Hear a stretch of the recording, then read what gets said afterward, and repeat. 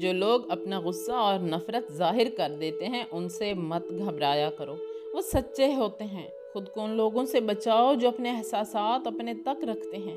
اکثر ایسے ہی لوگ ہمیں نقصان پہنچا رہے ہوتے ہیں اور ہمیں پتہ ہی نہیں چلتا۔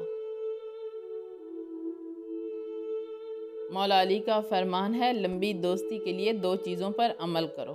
اپنے دوست سے غصے میں بات مت کرو اور اپنے دوست کے غصے میں کہی ہوئی بات دل پر مت لو۔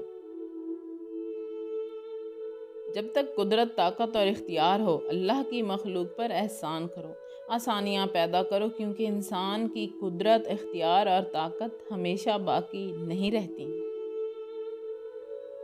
فرمان مصطفیٰ صلی اللہ علیہ وآلہ وسلم، بندہ جب سچ بولتا ہے تو نیکی کرتا ہے، جب نیکی کرتا ہے تو محفوظ ہو جاتا ہے، اور جب محفوظ ہو جاتا ہے تو وہ جنت میں داخل ہو جاتا ہے۔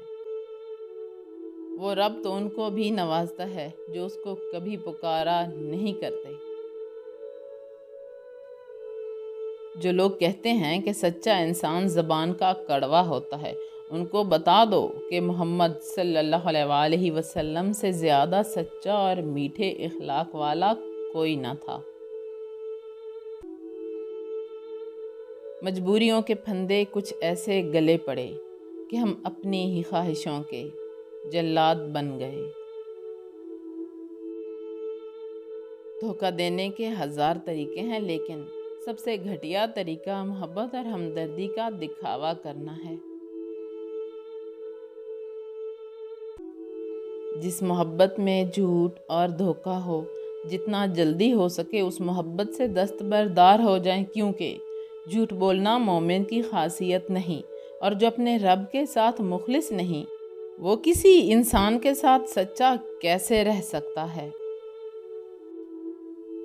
زندگی کو مٹی سے بنے برتن کی مانند ٹھنڈا، عاجز اور تکبر سے خالی ہونا چاہیے۔ جس کا ماضی، حال اور مستقبل سب مٹی ہو، اسے تکبر زیب نہیں دیتا۔ کبھی کبھی میٹھی گفتگو کر کے لوگ آپ کو عزت نہیں، دھوکہ دے رہے ہوتے ہیں۔